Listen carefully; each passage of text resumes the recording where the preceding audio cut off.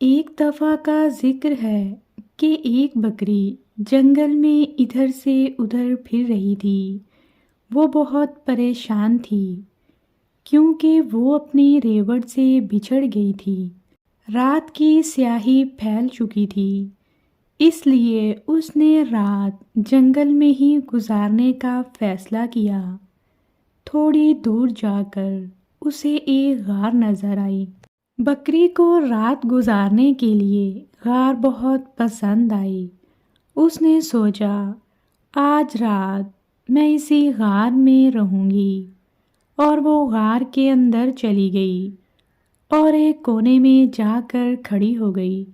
اتفاق سے اس غار کے ایک کونے میں ایک خونخوار شیر بھی رہتا تھا جو اس وقت غار کے اندر ہی تھا۔ شیر کو دیکھ کر بکری بری طرح ڈر گئی۔ اب وہ غار سے بھاگ کر زیادہ دور بھی نہیں جا سکتی تھی کیونکہ باہر بہت اندھیرا ہو چکا تھا اور دوسرے جنگلی جانوروں کا بھی اس کو ڈر تھا۔ پھر اچانک ہی بکری کے دماغ میں ایک ترکیب آئی۔ اس نے اپنی گردن اکڑا لی اور شیر کی آنکھوں میں آنکھیں ڈال کر اسے گھورنے لگی۔ شیر نے یہ سب دیکھا تو اسے اپنی آنکھوں پر یقین نہ آیا۔ آج تک کسی جانور کو غار میں آنے کی ہمت نہ ہوئی تھی۔ شیر نے گرج کر کہا، تم کون ہو اور میرے غار میں کیوں آئی ہو؟ بکری بھی اکڑ کر بولی، میں بکریوں کی ملکہ ہوں۔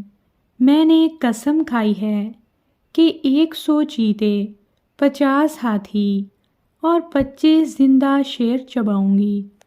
اب تک 100 چیتے اور 50 ہاتھی تو چبا چکی ہوں اور اب صرف 10 شیروں کی تلاش ہے۔ یہ سن کر شیر غار سے بھاگ گیا۔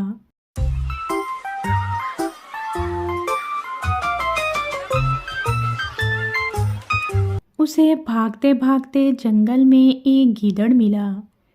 گیدڑ نے شیر کو یوں بھاگتے دیکھا تو پوچھا، اے جنگل کے بادشاہ، آپ اتنی تیزی سے کدھر بھاگے جا رہے ہیں؟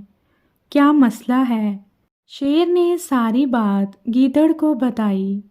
گیدڑ شیر کی بات سن کر بہت ہنسا اور بولا، ارے بادشاہ سلامت، اس بکری نے ضرور آپ سے مذاق کیا ہوگا۔